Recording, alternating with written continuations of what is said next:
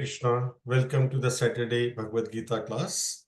We are reading from chapter 1, verse 41 onwards. Before begin, we will do the Mangalacharan prayers together. Let's start.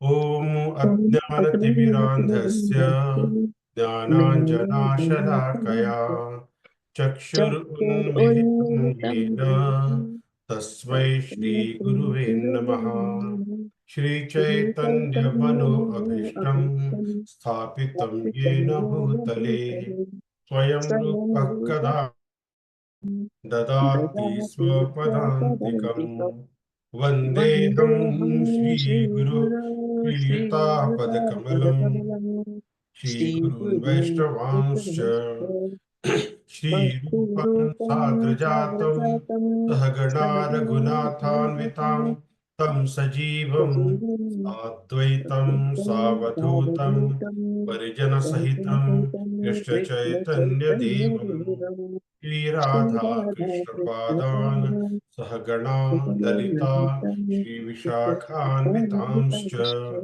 He Krishna Karuna Sindhu Dinabandhu Jagatpate Gopesha Gopika Kanta Radha Kanta Namostute Tapta Kanchana Gaurangi Radhe Vrindavaneshwari Vrishabhanu Sute Devi Pranamami Hari Priye Vancha Kalpatarubhyascha Kripa Sindhubhya Evacha Patitanam Pavanebhyo Vaishnavebhyo Namo Namaha Nama Om Vishnupadaya Krishna Pristhaya Bhutale Shrimate Bhaktivedanta Swamin Iti Namine Namaste Saraswati Devi Gauravani Gauravani Pracharine Pracharine Nirvishesha Nirvishesha Shunyavadi Shunyavadi Paschatya Desha Dharine Deshatarine Jaya Jai Shri Shri Krishna Krishna Chaitanya Chaitanya Prabhu Prabhu Nityananda Nityananda Shri Shri Advaita Gadadhara Gadadhara Srivasadi Gaura Srivasadi Bhakta Vinda Gaura Hare Hare Krishna Krishna, Hare Krishna, Krishna Krishna Krishna Krishna, Hare Hare, Hare Rama, Hare Rama, Rama Rama, Hare Hare, Hare Krishna, Hare Krishna, Krishna Krishna, Hare Hare, Hare Rama, Hare Rama, Rama Rama, Hare Hare, Hare Krishna, Hare Krishna, Krishna Krishna, Hare Hare, Hare Rama, Hare Rama, Rama Rama, Hare Hare. Hare Krishna. So we are almost at the last part of chapter 1, which is known as observing the armies or Arjuna Vishada Yoga. It is called as. So we are in the portion where Arjun is talking about his four main topics of discussion, because of which he is having lots of question in his mind. That is, uh, the compassion aspect, then emotional aspect, then future generation perspective, that what will happen when all the elders and the men are killed, both sides. What will happen to the ladies who are remaining now? They may be misused. There will be unwanted progeny around. Having the unwanted progeny, meaning there are two issues with that. One is we will have people or the children who are not cultured. When you have uncultured people, what will happen to the society? There will be a lot of dissatisfaction. There will be a lot of issues, the way they will behave, etc. So this unwanted progeny has lots of cultural issues um, along with that. So see, Arjuna's thinking is not selfish thinking. He is thinking for the whole mass. He's thinking about the entire uh, you know population that was existing there and the population that is going to come in the near future. So that is the reason he is expressing all his viewpoint in terms of these four basic points. And then he thinks that, oh, why should I then fight? If I'm going to kill all my seniors, all my elders, all my friends, all my relatives, then why should I do that? And why I'm doing this? Just for having the kingdom? Is this kingdom any worth? Like, can I enjoy such a kingdom where even if I have the kingdom, whom will I enjoy that with? I do not have people to whom I can enjoy with. If you come home with a trophy in your hand and there's nobody at home, can you enjoy? Because you also want to share that joy with someone who is very close to your heart. But if there is no one to whom you can share that joy with, then what is the use of such an enjoyment? See, the material enjoyment is that kind, where you want to enjoy that with someone else. Whereas the spiritual enjoyment is different. Spiritual enjoyment is to please Krishna. And the material enjoyment is for our own self. So the two types of lives, material life and the spiritual life. When we are keeping ourselves in the center, it is the material life. Because we are doing everything around us. My children, my daughter, my father, my mother, myself, my job, my property, everything my. But when we shift our focus from my to Lord, then it becomes a spiritual life. We start thinking from that perspective, that how I can make the Lord happy because of my service to the Lord. Yeah. So when, even if you take the example of mother is making such few nice dishes, when she cooks and she offers it to you, and when you eat it, her face will be like, "Hey, how did it taste? ये कैसा लग रहा है?" And when you express your feeling, oh, that is yummy, I really liked it. And when she says that joy on your face, then it gives the joy to her, isn't it? So similarly, when the mother who is the parent, or there is a wife who is the lover of a man, vice versa, then we try to give enjoyment to each other by expressing our thoughts, expressing our inner feelings by taste, by being together, by being serving each other. Similarly, Krishna, who is the ultimate father for everyone, he also becomes happy when we serve him. Right? So we are looking at a very broader aspect here, and that broader aspect is to serve Krishna and getting that happiness. Because when you start putting your heart to Krishna, then that happiness is absolutely different.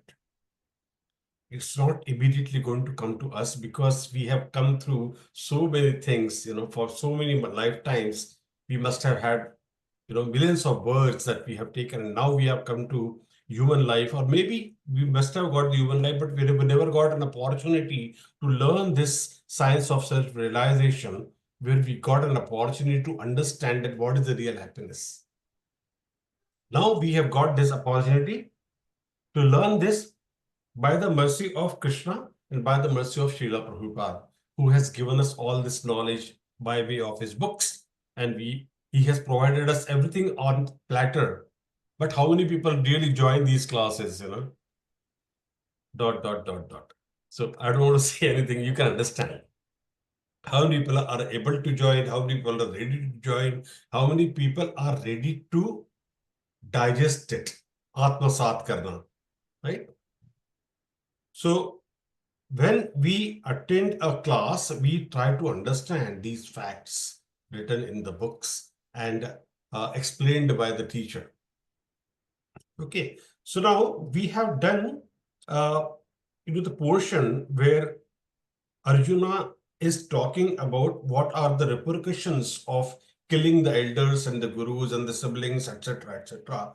He talks about various uh, various points in that he calls about the adharma, what will happen when the irreligion happens, what are the aspects of irreligion that's going to happen, right? Now, in the 41, he talks about that Varna Sankara, that is the unwanted progeny that happens. So we'll go to the verse 41, we'll chant verse 41, and then we will understand what Arjuna is trying to say, because all these are the questions to Krishna that Arjuna is asking on our behalf, right? So verse 41, I say, you repeat. Sankaro narakayaiva Sankaro narakayaiva kulaghanam kulasya cha kulagnanam kulasya cha patanti patero yesham patanti pitaro yesham lupta pindodaka kriyaha. lupta pindodaka kriyaha. Switch on your mic so that you will be able to chant and I can hear you. We have to try, otherwise, it will not come.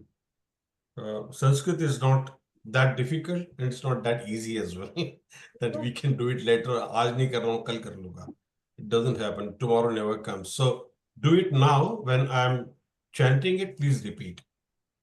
Sankaro narakayaiva Sankaro narakayaiva kulaghanam kulasya cha kulagnanam kulasya cha patanti pitaro yesham patanti pitaro yesham lupta pindodaka kriyaha.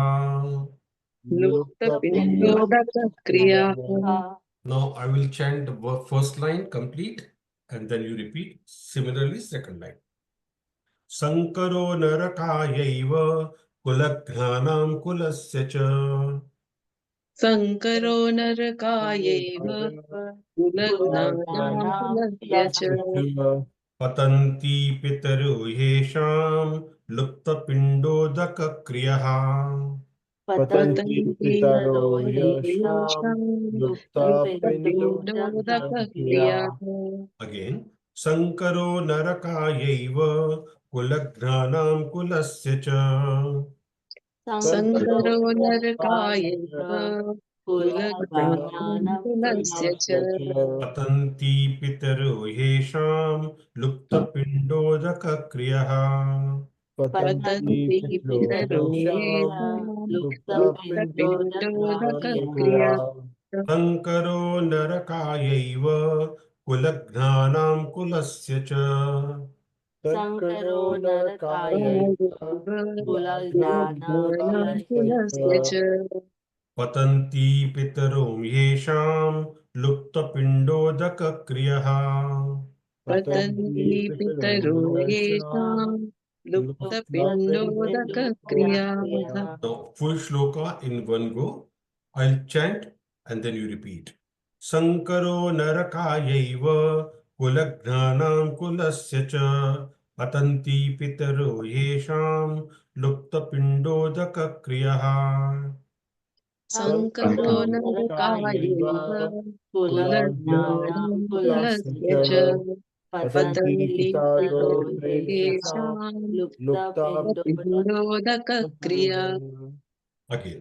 Sankaro narakayaiva kulaghanam kulasya cha patanti pitaro yesham lupta pindodaka kriyaha. Sankaro narakayaiva kulagnanam kulasya cha patanti pitaro yesham lupta pindodaka kriyaha.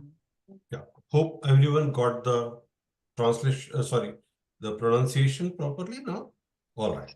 So now we'll read the translation. Translation by Srila Prabhupada. Srila Prabhupada ki jai.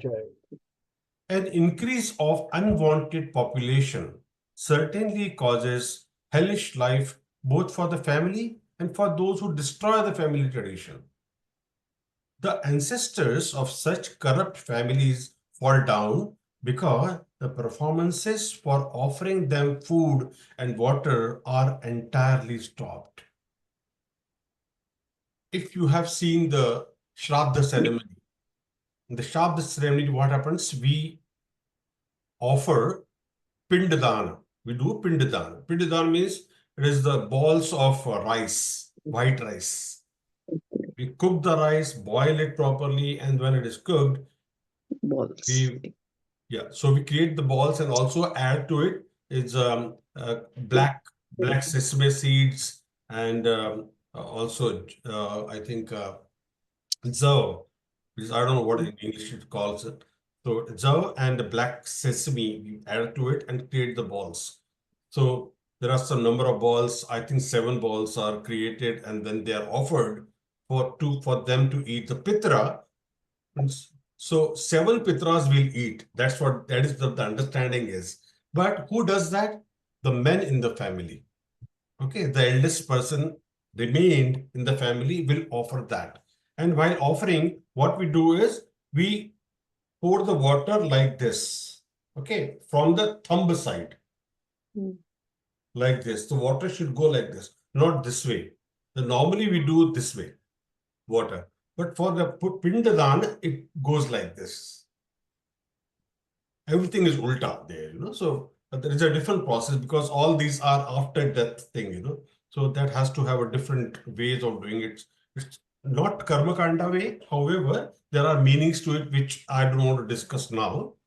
But only just for our knowledge that why it is so important. So Pindadan is to provide food to all those atmas earlier. Those sometimes atma doesn't go directly to another life immediately. Sometimes they may be loitering around and finding out the right body to enter, and that's the reason.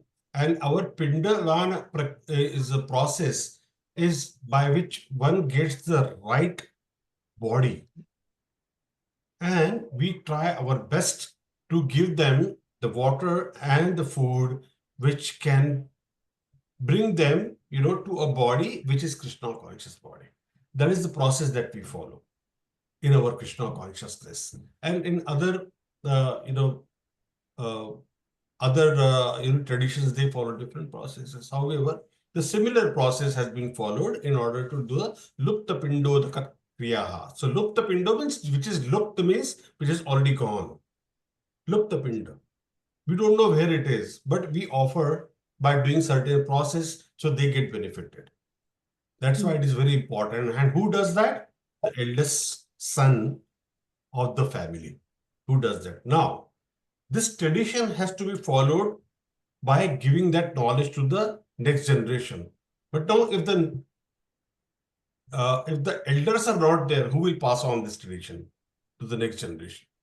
That is a question he's asking. A very, very valid question Arjun is asking here. Now, see what Prabhupada is saying on that. Prabhu, would you mind reading the purport a bit loud, okay, so that everybody can hear? According to the rules and regulations of fruitive activities, there is a need to offer periodical food and water to the forefathers of the family. This offering is performed by worship of Vishnu, because eating the remnants of food offered to Vishnu can deliver one from all kinds of sinful reactions. Sometimes the forefathers may be suffering from various types of sinful reactions, and sometimes some of them cannot even acquire a gross material body and are forced to remain in subtle bodies as ghosts. Thus, when remnants of prasadam food are offered to forefathers by descendants, the forefathers are released from ghostly or other kinds of miserable life. Such help rendered to forefathers is a family tradition, and those who are not in devotional life are required to perform such rituals. One who is engaged in the devotional life is not required to perform such actions. Simply by performing devotional service, one can deliver hundreds and thousands of forefathers from all kinds of misery. It is stated in the Bhagavatam. Yeah. So this Devarshi Bhutata Niranam Pitranam Nakinkaro Nayan Richarajan Sarvatmana Yasharinam Sharanyam Gato Bukhandam Paririta Kritam. Yeah. Next paragraph. Anyone who has taken shelter of the lotus feet of Mukunda, the giver of liberation, giving up all kinds of obligation, and has taken to the path in all seriousness, owes neither duties nor obligations to the demigods, sages, general living entities, family members, humankind, or forefathers. Such obligations are automatically fulfilled by performance of devotional service to the Supreme Personality of Godhead. Yeah. So,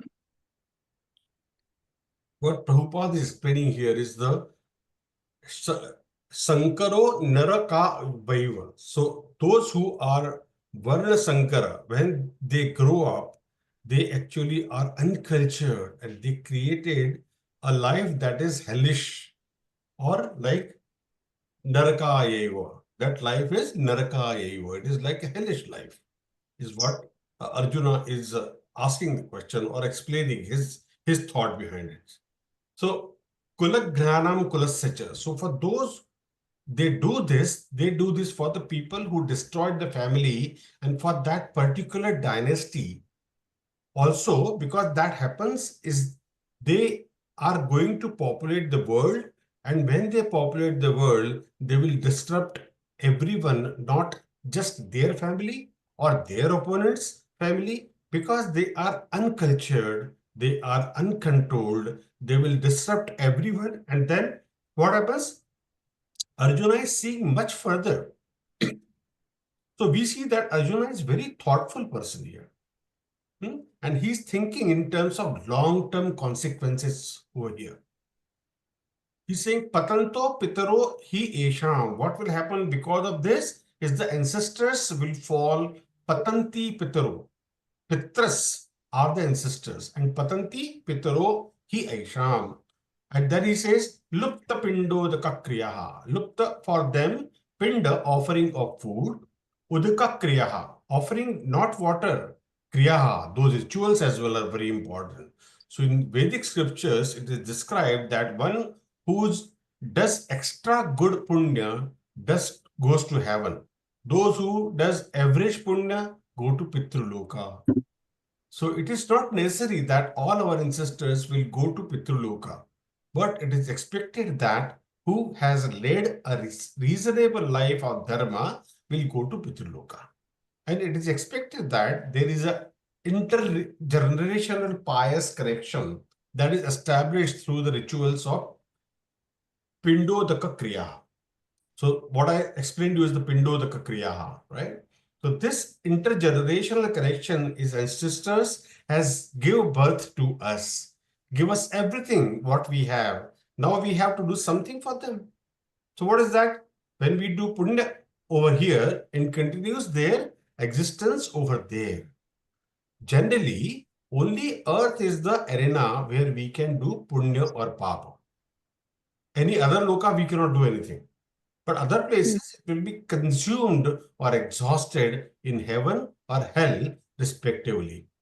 And if the descendants do pindodaka kriya, they can still stay there. And if they don't do, then patanti pitaro hi esham, the ancestors will fall down.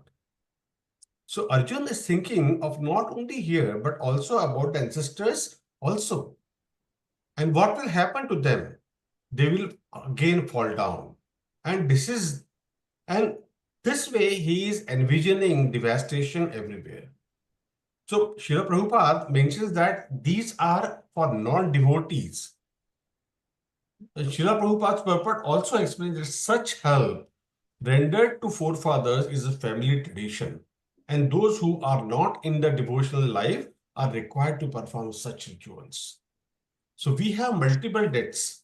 Ultimately, whatever and whoever is doing for us, it is Krishna doing for us through that person. For example, mother is feeding breast milk, but she does not produce the milk actually. It is Supreme Lord who has sent the soul in mother's womb and made the arrangement for soul to come out of the mother's womb and is providing milk in the breast. Also, similarly, whoever is doing whatever for us, ultimately it is Krishna doing for us. And it doesn't mean that we neglect those people. We appreciate them, we value because they are instruments in Krishna's hand. It's so beautiful that the breast milk automatically comes the moment the birth has happened. It doesn't come before that. So this is the automatic process, but it is not automatic in the sense that it is because of Krishna's arrangement it happens. Have you ever seen that sun hasn't risen, or the evening hasn't come, or the rainy season is not happening? Everything is happening automatically. It's a mechanical process. And there has to be somebody behind it. If you say, oh, we just put clothes in the washing machine and they automatically get washed. No. Someone is behind there, right? There is a mechanical process. There is an engineering behind that. Somebody has manufactured that machine. But even if the machine is there, there is an automation. That automation also being created by someone. We have to switch on the machine. We have to put certain program, whether it's a synthetic, delicate, or strong, or cotton, like that. So we are given the process by which we should be able to do all those things. Machines are created, but there is a brain behind it, and someone is created. Similarly, there has to be someone who has created this entire universe, and everything is happening because of him. So when there is a machine, there has an engineer behind it. There has to be somebody behind this entire universe as well, who is running all the shows without any issue. But when we do all these services for all our ancestors, then what happens if we do this service only to Supreme Lord and take shelter of that Lord Mukunda wholeheartedly? Then one is not obligated to anyone else.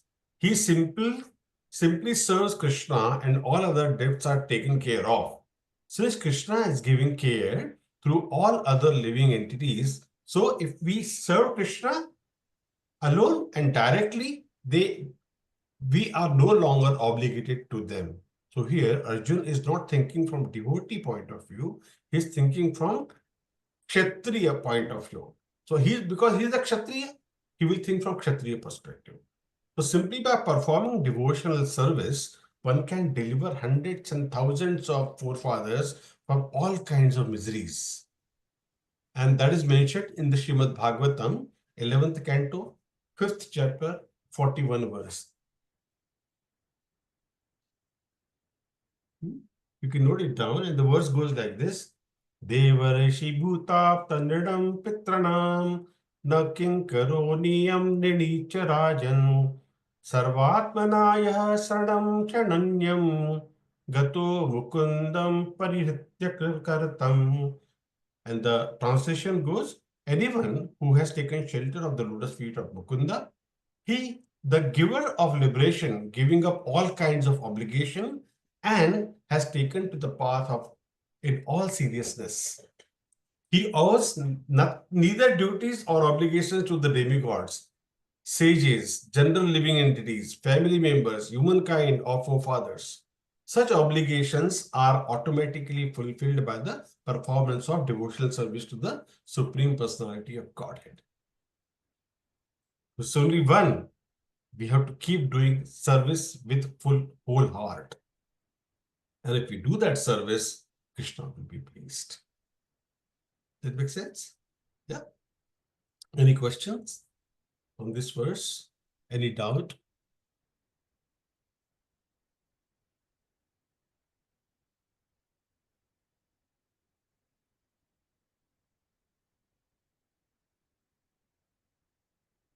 Okay. The silent says that there's no doubt. Or there are lots of doubts. You can ask me a question later on as well, if you feel so. You can text me and ask your question. You go to verse 42.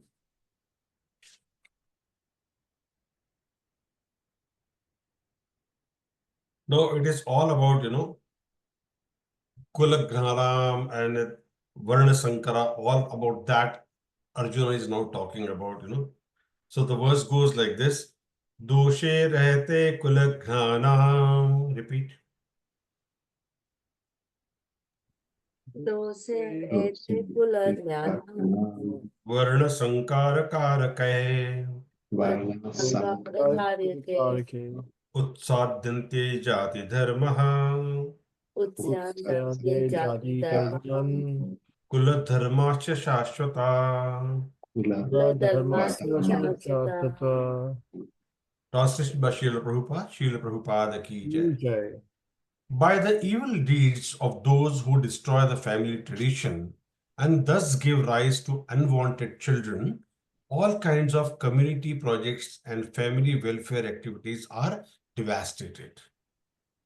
What are the repercussions of this? And Arjuna is so thoughtful that he's thinking about all these, very finer points, what will happen, etc. So he's so concerned about the entire population, which is there, which is gone, or which is going to come, the next generations.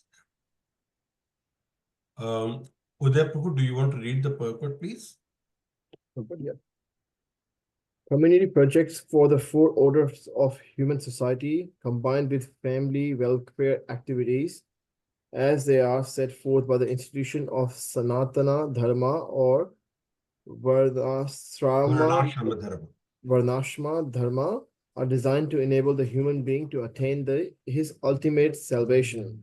Therefore, the breaking of the Sanatana Dharma tradition by irresponsible leaders of society brings about chaos in that society, and consequently, people forget the aim of life, Vishnu. Such leaders are called blind, and persons who follow such leaders are sure to be led into chaos. So, the community projects for the four orders of humans. So, there are four orders which are created by Krishna. What are those four orders? Brahman, Kshatriya, Vaishya, Shudra. These four orders are created for what? To have the social stability. And each person has been, or each Varna has been given the responsibility to do that work as per his Varna. Chatur Varnam Maya Srishtam Guna Karma Vibhagasha. That's what Krishna says in Bhagavad Gita. Chatur Varnam, there are four Varnas I have created. For what? Guna Karma Vibhagasha. As per their properties or the qualities, Guna Karma, the kind of work they do. And that's how I created the Vibhagashaha. Chatur Varnam Maya Srishtam Guna Karma Vibhagashaha. Not for making the discrimination in the people. That's what happens in India. People have attached this Varnashrama to caste. They have created a casteism. Ki hum Thakur hain, we are Brahmins, we are Vaishyas, we are very, rich people like that. And then Kshudra, or they are very niche people, they are very low caste people. No, it is not like that at all. This is absolutely bad thinking and bad tradition that's been going on in India. And so the basic meaning of that is that he created the four Varnas in order to have the, uniformity in the society. That Brahmana will do what kind of work? Teaching, giving knowledge to people, and also do the puja, archa, all these things. Yeah. Kshatriya is the administrative quality people. They will do the administration. They will be hosting the positions of administrators, and by this, they should be able to maintain the order in the society. So somebody is giving the shiksha, the education, other person is administering it. Vaishya is doing the vyapar or the business. Because they are business-minded people. They can sell, buy, this, that, all those. So that is a requirement in the society. And last but not the least is the Kshudra, who is the labor class people. They will do all the hard work that is required. And in order to do the hard work, these people should be very strong. Not that only the Thakurs will be stronger. No, everyone has their own capability. Like Chanakya was a Pandit. And he was the uh, he was the advisor to Chandragupta Maurya.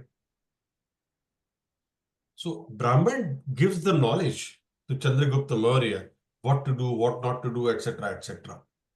But he was not participating in the actual war, but he was the advisor because he has the intelligence to do so. He was a strategist. And nowadays, strategists have more value, which, Western world has realized so later, in their lives. The strategist is very important. But these strategists, what they do is only for the business perspective. They don't do the strategy for God realization or Lord realization. Yeah? So there is a difference. However, at least they have realized this fact that the strategist is important and strategist cannot be one who doesn't have Brahmanical quality of giving the knowledge, receiving the knowledge, and distributing it. Yeah. Now, any questions on this one? So Kulagnana and Varna Sankara is very important for us to understand. So the one who destroys the family tradition and thus give rise to unwanted children, that is not very helpful to the society. Yeah. Okay. Verse 43, if you don't have any question, Madhuri, your mic is muted.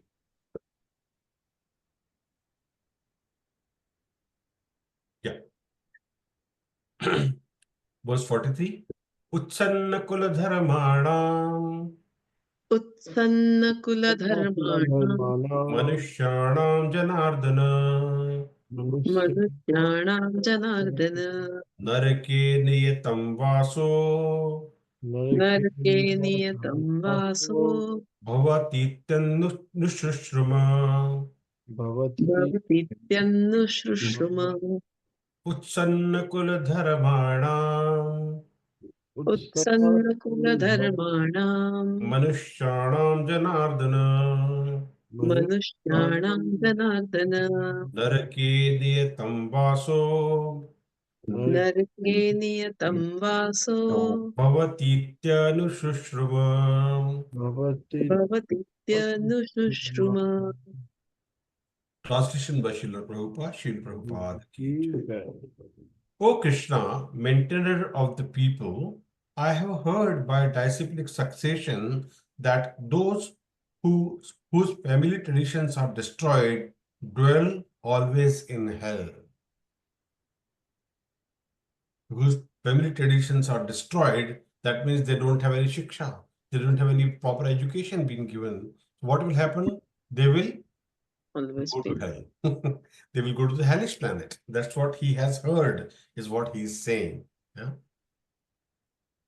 Now, there's a purport. So, Priyanka, do you want to read, please? Yeah. Arjuna bases his argument not on his own personal experience, but on what he has heard from the authorities. That is the way of receiving real knowledge. One cannot reach the real point of factual knowledge without being helped by the right person who's already established in that knowledge. There is a system in the Varanashrama institution by which before death, one has to undergo the process of atonement for his sinful activities. One who is always engaged in sinful activities must utilize the process of atonement called prayaschita. Without doing so, one surely will be transferred to hellish planets to undergo miserable lives as the result of sinful activities. Yeah.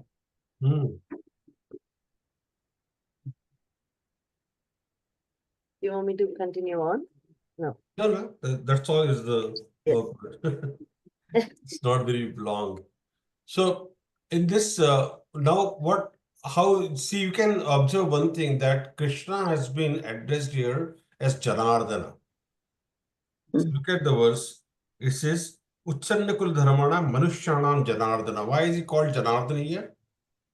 So he's taking care. So he has been repeatedly called as Janardana in this. Because he is the protector of people. Jana Ardana. Janardana means he is the protector of all the people. And the question is also asked for the people. So he is calling him as Janardana. So that in order to strike that balance, that why I'm asking you this, because you are the Janardana and you can answer this question to me. It's very intelligently asked question, isn't it? So Janardana, please tell me now. You are the Janardana. You should be able to tell me. So, why are you letting such destruction happen, O Krishna? That is a question here. So, you are only ordering me to kill everyone, and how that you can allow that to happen when you yourself is the Janardhan, isn't it? That's what he's asking him to do. So, Utsanna Kula Dharmana. When Kula Dharma is destroyed, then what will happen to such a person? Narake Yatam Vasu. Forever, such a person has to stay in hell. And what, what is his future? Bhavititva Anushrutama Shrama. I have heard this from authorities, Anushrutama. So Arjun is not quoting his reasoning over here. He is quoting from authority. He is saying that he has heard from the authority that those who will cause devastation will suffer hellish consequences. So Arjun is using his reason, but that is based on scripture. Later on, we will see that the scripture has multiple levels of teachings, and Arjun's reasoning is not at the highest level of scriptures. It is the intermediate level. But he is also relying on the authority, that is Bhavatiti Anushrutam. Then one important point is Arjun is talking about is Narake Niyatam Vaso. The person has to go to hell. Now, actually, the reference to hell and going to hell raises the question that Arjun knows that I am not the body, I am the spirit soul. Right? Because who is going to go to hell? The body is going to be destroyed. So some part will go to hell, and that part is soul. That means Arjun is not entirely unaware of spiritual knowledge. He is not entirely unaware of afterlife. But the problem is this afterlife is still based on material conception. So somebody can have the idea that I will go to the next life, but just knowing there is a next life doesn't purify us, doesn't make us detached from the body. But attaching yourself to Krishna is the most important thing here. So we can see, a lot of nowadays very pertinent in the world, that the spirituality attached because one still has the attachment to Krishna, right? And the material conception of life, for example, there are jihadis in Islam. There is a particular misinterpretation which is circulating for grown-up children. It is said that if you lay down your life for jihadi fight for Allah, and if you will die fighting for Allah, you will go to Sorry. Jannat. what they call it heaven. What do they call it? Jannat. Jannat. They will go to Jannat. And Jannat, you will enjoy 73 huras. So I don't know for how many people will get those 72. So for all the eternity, this is this distortion about Quran's teaching. But actually, the point is, what is the attraction? It is not that you will go to Allah because you love Him and you serve Allah. Even if they are dying, they are not dying for love of Allah, but for the love of virgins. Isn't it? Because I'll get 73 huras. I'll go there. So this is complete distortion of teachings of Qurans. But point is, this is material conception of religion. So the idea is there can be this worldly materialism and other worldly materialism. Just being other worldly doesn't make on spiritual someone think the next word, it is not spiritual. No, it is not spiritual. It can be material also, depending on what you have done here. If you have done papa or punya, then you will go to hellish planet or you can go to Swarga, where again you have the rebirth. The moment your pious activities are exhausted, you come back to material world. Again, start from where? Birth in the world. Yeah. So 6 pounds से फिर शुरू करना है. So like that.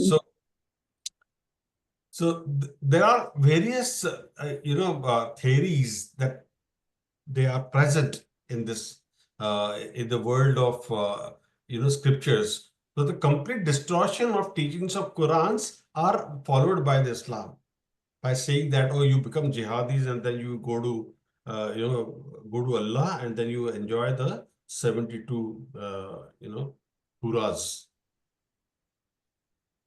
So there was a Christian theologist as well, but his understanding was very hollow and shallow. He wrote a series of novels in which he has written that everyone went to heaven and heaven was just like London. So what is the idea? The idea is heaven is continuation of this worldly life. Ultimately, what they want to do is enjoyment only. Go to heaven and enjoy. Nothing but enjoyment. That's all the people will look for. So here, Arjuna is raising very good points. His awareness of next life is that he understands that some component of me or soul will go to hell, but focus is still on material conception of life. And actually, narake niyatam vaso. So actually, niyata here is not eternal in the sense of literal eternal. He is saying that actually nobody stays in the hell forever. Actually, eternally in hell is not in Vedic literature. You can't stay there eternally. Because hell also again depends on the number of papas you have done or sinful activities that you have done. So based on that, those many number of janmas that you will stay there in the hellish planet. And there are so many hellish planets. 7 above Earth, 7 below, right? Lokas. So if you go to hellish planet, you will go down. And depending on number of, sins that you have done, you will go according to that in the hellish planet.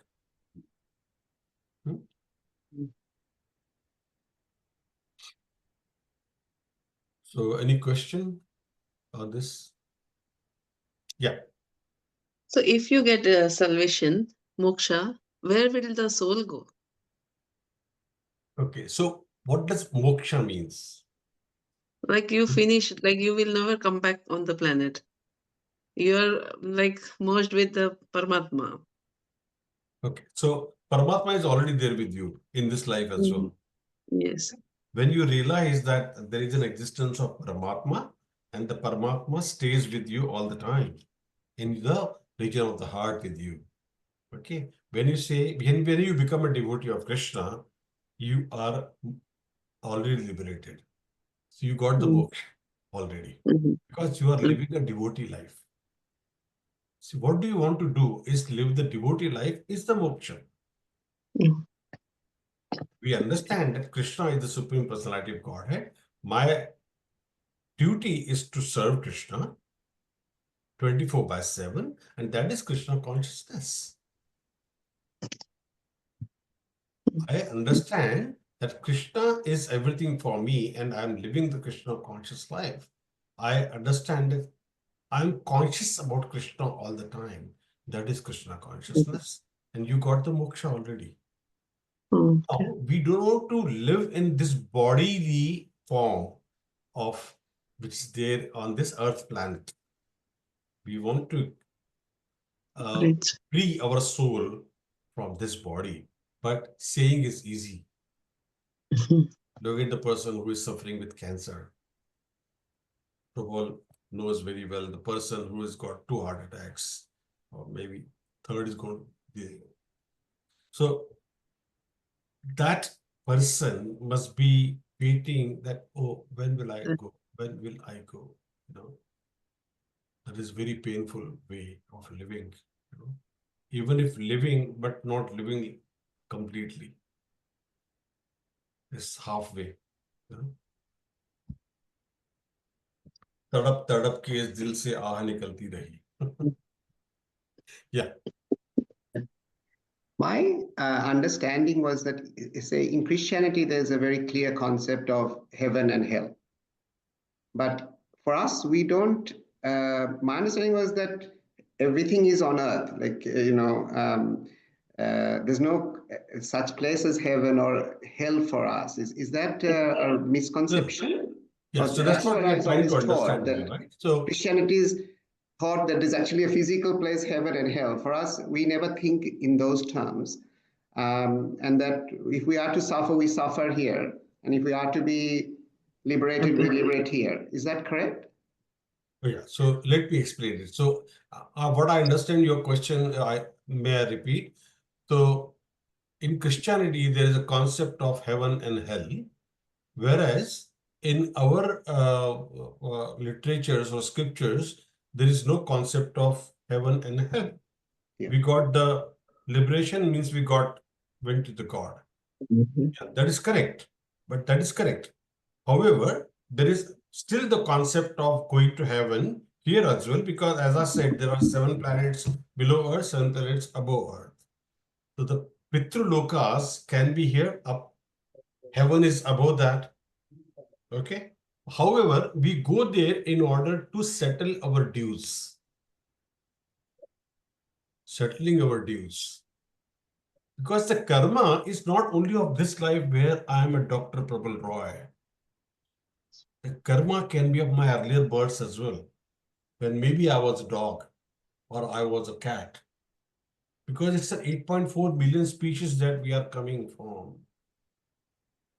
When I'm going to be a human being, it's an opportunity for me to purify myself and go back to Godhead. However, even if I have lived the life of dharma in this lifetime, there are chances that I may go to heavenly planet. I go and enjoy my life there. But the problem with that is I may go to heavenly planet, but because there is no trouble there, only enjoyment, so we are making bold mistakes there and creating sins for us. So again, we come back after finishing all the punya from heavenly planet, we come back. See, it's all a jivatma, ultimately. Even on the heavenly planet, it's again the life of some kind of a body, and there is a soul in that. Soul contains the consciousness and contains all the karmas that you have accumulated, whether it's a papa or punya. Papa, you go to heavenly planet. Punya, punya, you go to heavenly planet, and papa, you go to hellish planets. That concept is clear? Yeah. So that means we do have that. Yeah, we do have that Same yeah. idea.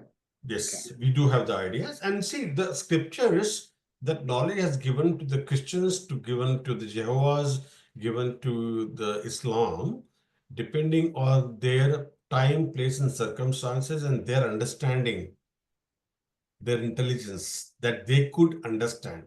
Now, they were living in places like, Islam, mostly in the Saudi, there's everywhere, there is only sand everywhere, So they are living in a very hot, hellish conditions they are living.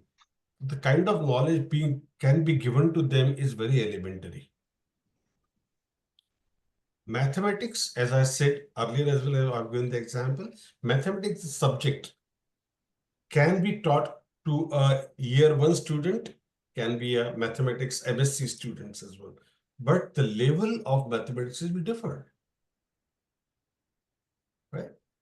So Christians, the kind of scriptures or Jesus has given them the knowledge is only to the level they can understand.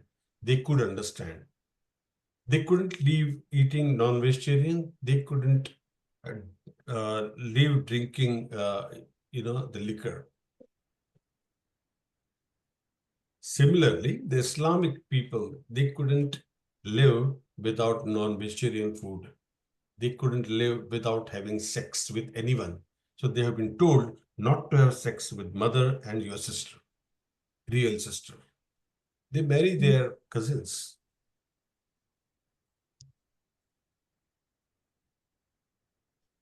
Yeah. Marry is a very better word to express what I'm trying to say. You understood what I'm saying, So they are as good as living the life of animals, because they only do 4 things: sleeping, eating, mating, and defending. These are the only 4 things. That's what the dog does. A bird does the same thing. They live with an instinct. We live with planning. We live with a consciousness, a human being. We have a consciousness, a higher consciousness. They also have a consciousness. They will, if you must have seen that scary bird that we keep in the balcony, right?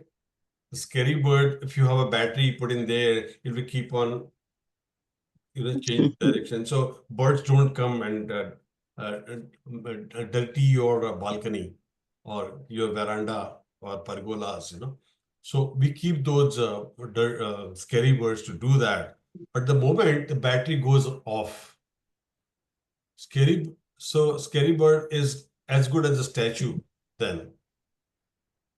After a few days, the birds understand, oh, now this guy is gone. This guy can start coming. In my house, I have a scary bird down in the backyard. These birds come and sit on his head. They don't anymore, Yes. getting scared of it. That's what it is, So they have the consciousness. The point I'm trying to make is they do have the consciousness, but their understanding is limited. कि उनको खाने को मिल रहा है, पीने को मिल रहा है, and that's it. Because when they are hungry, they will go and eat. They will not go to Coles and buy a grocery and keep it in the refrigerator. We do all that for them. Right? So we live with the higher consciousness. That's why there is a opportunity for us to get this knowledge and find our next destination, plan our next destination by doing all these sacrifices and understand what is our next decision going to be.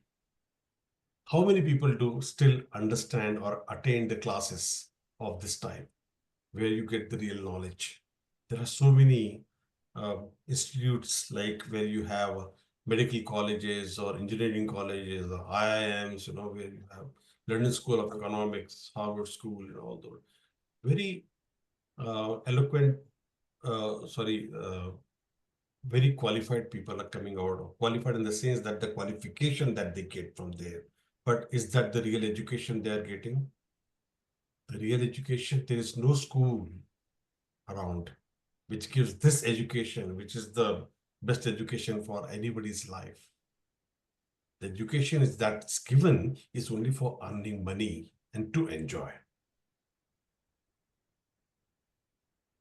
I'll have a big bungalow, I'll have a big car, maybe some Tesla nowadays, Y series, this series, that series, but how many years am I going to drive that car? As long as I'm going to live, right? And now, see, I'm suffering from epileptic seizures, so I'm not allowed to drive anymore until I get better, completely seizure-free for a year. I'm not allowed to drive. So whether I have a BMW or I have an Audi or a Mercedes, how does it make a difference? Someone has to take me somewhere, or I have to take the public transport and go.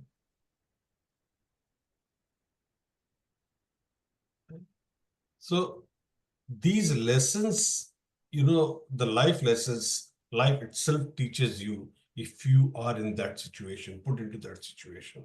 But people need to understand and learn from those lessons that this is what is going to happen to you. And if this happens, what is the lesson that you get? That the life is not only that enjoyment, life is beyond that enjoyment. Did I answer your question, Prabhu? Yes, thank you.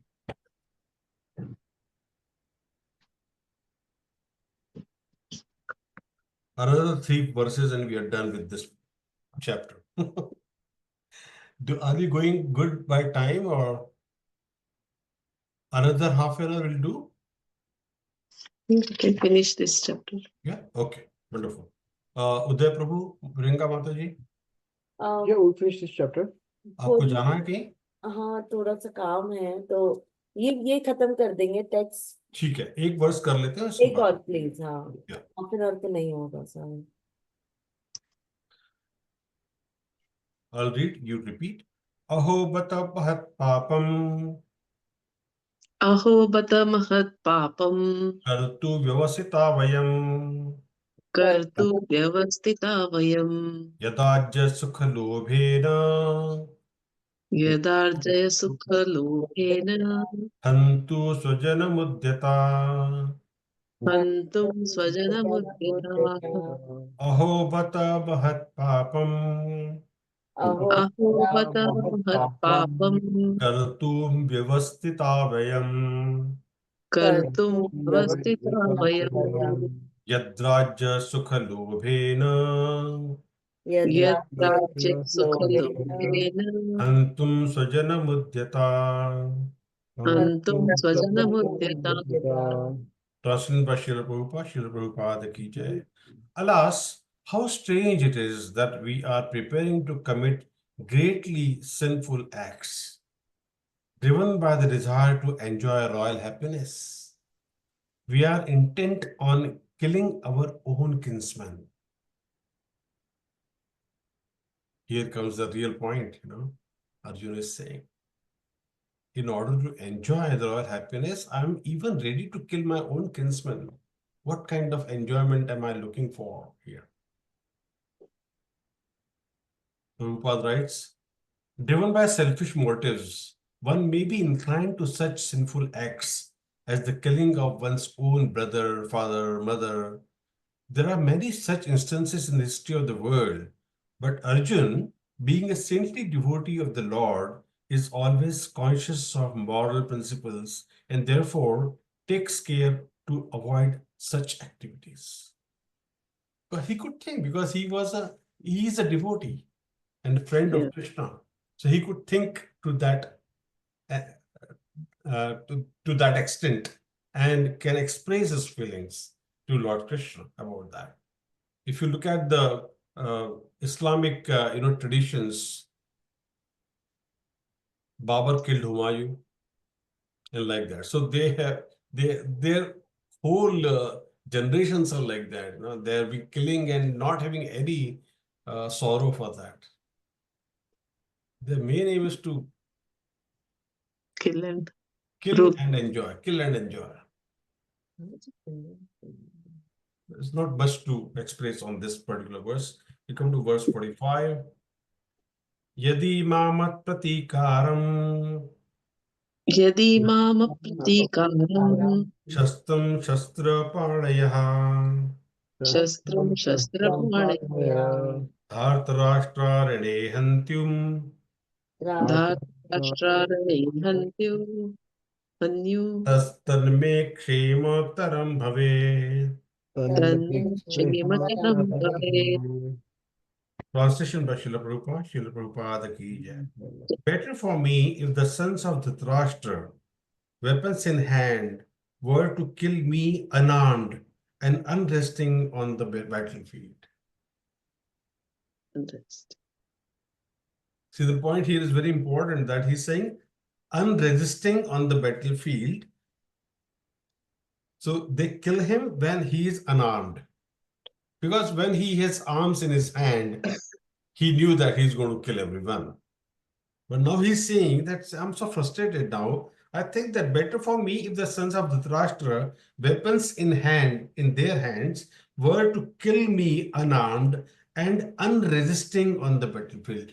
Because if he doesn't have arms, he will not be able to resist them. To kill. And when they are unresisted, they'll be easily able to kill him. That's what he's thinking, and expressing his purport by Srila Prabhupada. It is a custom, according to Kshatriya fighting principles, that an unarmed and unwilling foe should not be attacked. Arjun, however, decided that even if attacked by the enemy in such an awkward position, he would not fight. He did not consider how much the other party was bent upon fighting. All these symptoms are due to soft-heartedness resulting from his being a great devotee of the Lord. Because the devotee only can have that soft-heartedness. दिल की कोमलता सिर्फ devotee में ही भक्त में ही हो सकती है. So he is showing his soft-heartedness here. However, even if he was unarmed, the adharmi Duryodhana's people, they would have killed him. How they have killed Abhimanyu? By surrounding him, by all the 7 rich warriors, they killed him. So they were so adharmi. They killed him from behind. So they could do all these kind of things. So Arjun didn't know that if he does not take his Gandiva in his hand and just surrenders himself, okay, come and kill me, they wouldn't have hesitated. Duryodhana's army wouldn't have hesitated to kill him because they were adharmis. They didn't have any feelings for anyone. They just wanted to win this war. And that's why Krishna was hell-bent upon telling Arjun, no, you are not killing them. You are only killing the bodies. They have already been killed by me. And he showed that in his mouth, when he shows the Vishwarup. Vishwarup. When he showed the Vishwarup in his mouth, he has shown that everyone has already been died. And he's saying that you are only a nimitta matra. Sabyasachi, you are only the nimitta matra. Let's do the last verse and we'll finish this chapter. Okay? Yes.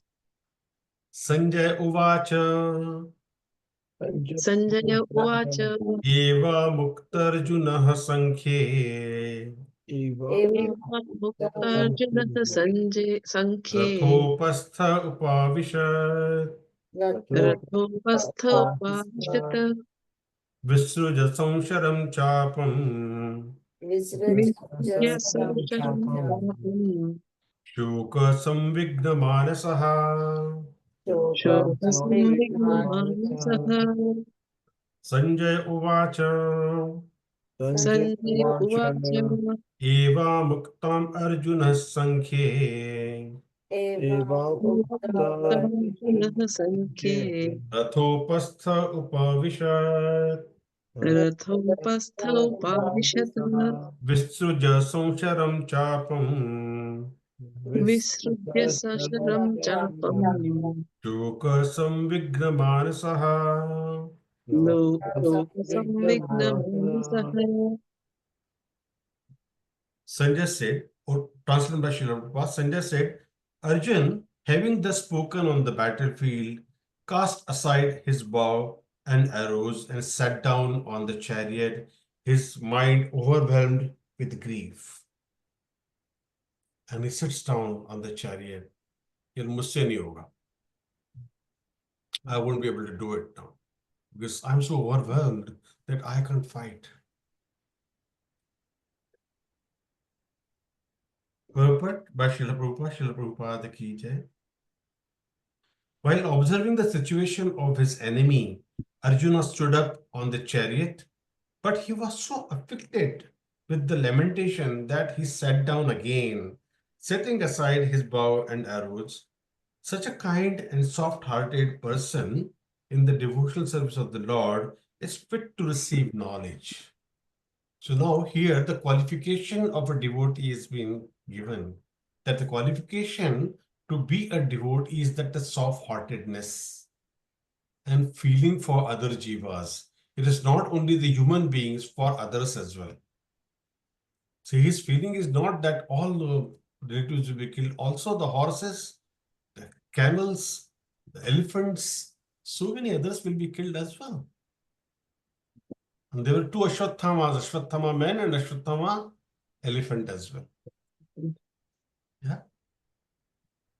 And that is the game Yudhishthira Maharaj played, isn't it? So all these kind of shoka with samvigna man is only applies to the devotee. It is not applied to the non-devotee because they don't have these kind of feelings, because they are not very, soft by their heart. They can't have feelings for others.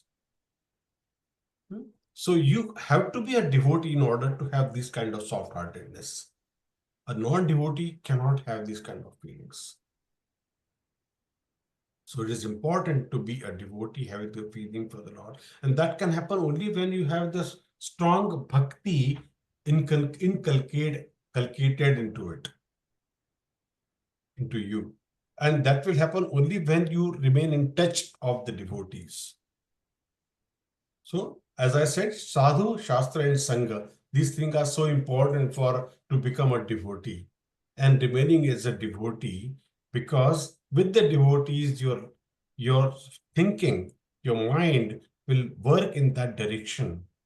And Krishna's mercy will be only to those who are the devotees and are ready to surrender themselves to him.